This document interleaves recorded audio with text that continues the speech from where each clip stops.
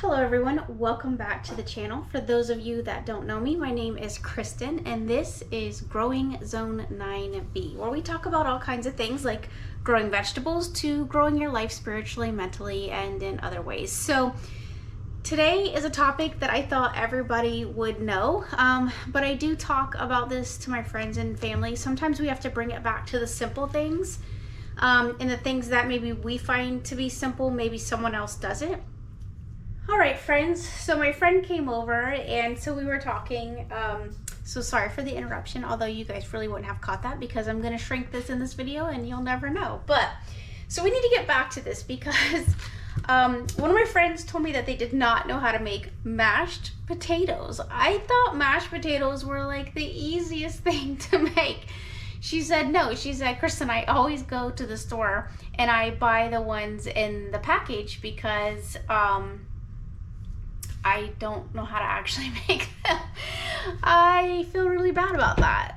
So that's what I'm saying. That's okay. Sometimes it's just bringing it back to the simple way of life that we've forgotten about. And so who would think about mashed potatoes? But so today, as odd as this may be, I am going to shoot a video on how to make mashed potatoes. So let's get started. So I got a stock pot, that's what I call it. I've had the stock pot for a while. It's my friend, I like it. We use it for a lot of soups and stuff, so it's a fairly large pot. I'm not gonna like over make too many potatoes. We get our big bag of potatoes from Costco. As you can see, it's quite a large. These are russet potatoes. I know that certain potatoes kind of give like a really starchy feel to things. I actually use these potatoes most often for like, French fries and for like when I do my fermented potatoes making the French fries, but they're just as fine for me for mashed potatoes. If you're super picky, then you know, you do you, but for me, this is what we're gonna use today. So you need to wash these potatoes, so I'm gonna go wash them. I'm actually gonna use I think I'm gonna use 5 potatoes today, which is actually gonna be quite a bit. But I have another friend that's out with my fiance. They are taking care of some stuff at my parents' house today, which is really sweet of them. So, all right, so I've washed these potatoes off and you're gonna need a little peeler. I've had this peeler for like a long time. This is a KitchenAid peeler. It's really a good brand to buy because like I said, I've had it forever. And you're gonna peel the skins off these potatoes. So I'm gonna bring you down to the counter so that way you guys can see. All right, so here you go. Peeling potatoes is super easy. Just peel back. And then we'll clean up this mess in a little bit, okay?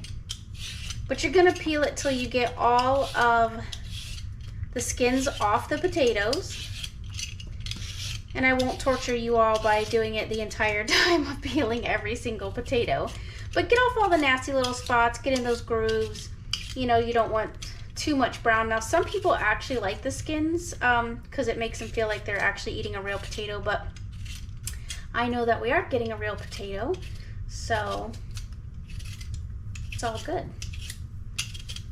All right, and then we're just gonna repeat the process for this. Normally I do this over the sink, but for videoing purposes today, I'm just showing you guys how it's done. All right, and then what I do is I normally fill this up with some water, which I could have done and just kind of skipped on that process because I wanted to show you the pot first.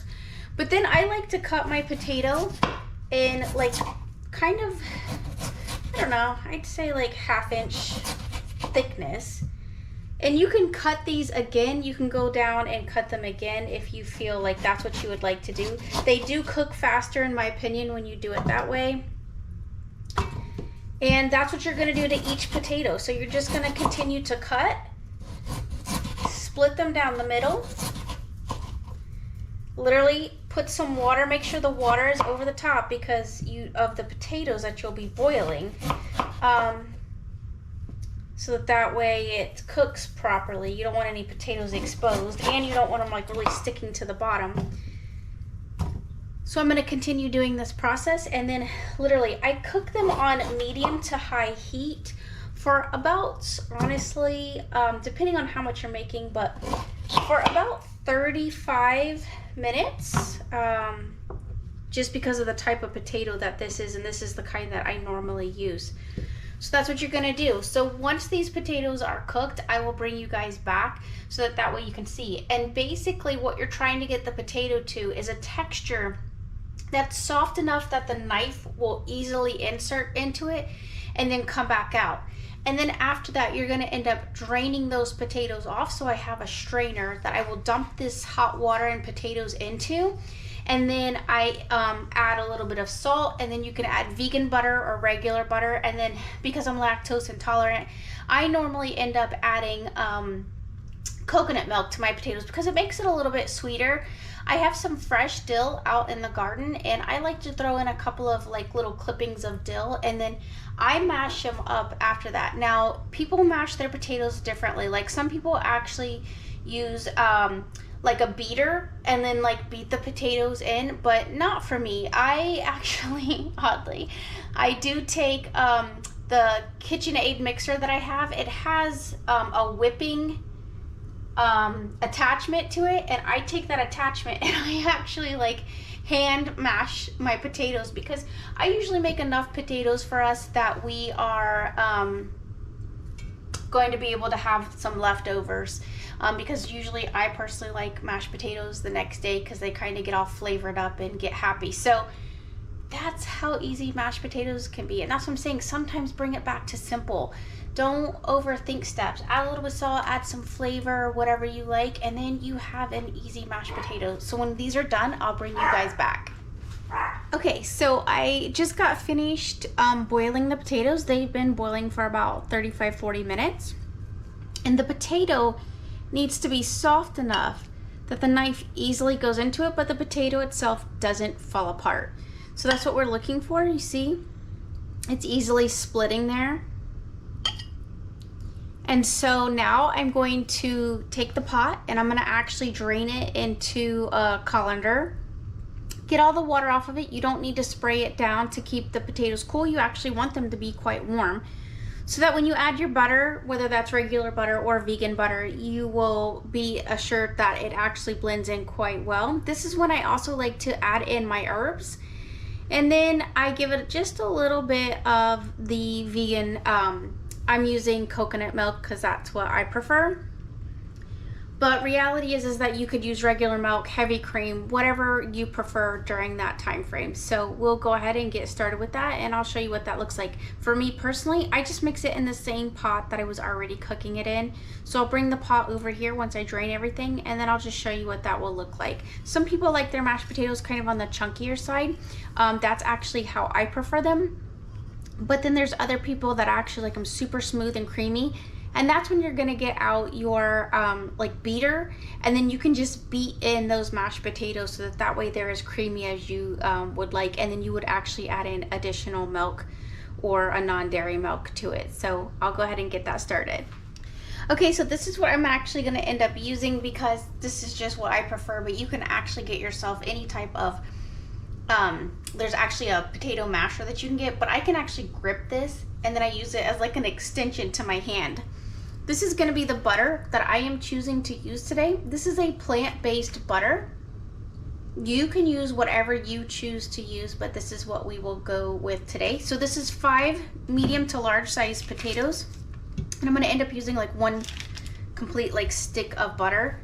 And then I'm just going to begin to mash these up. Now the ring around here is actually part of the starch from when I had boiled them. So that's what I said, I just use the same pot.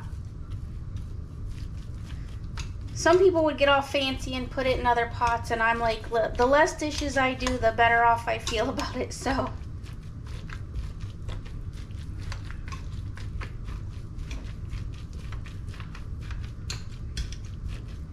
I forgot to run out to the garden and get some fresh dill.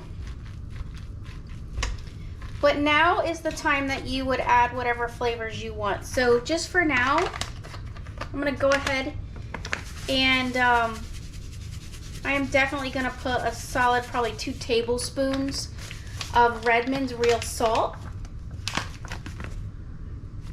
Okay, and that might seem like a lot, but if you think about it and you go to a restaurant and you eat a potato, you are definitely going to have a potato that you're gonna be adding some salt to. And plus, like I said, this is overall, remember, you're using 5 potatoes, so it's gonna need some flavor.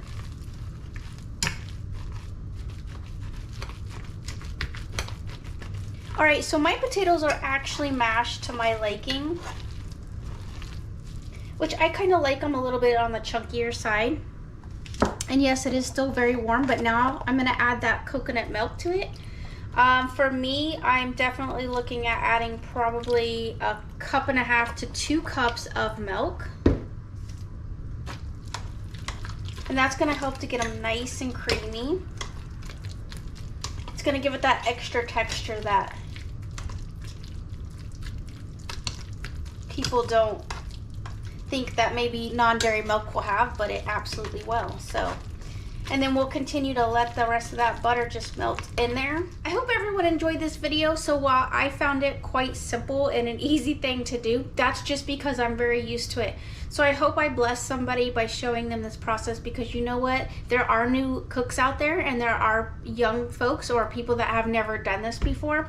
And so I wanted to be able to share my recipe with you.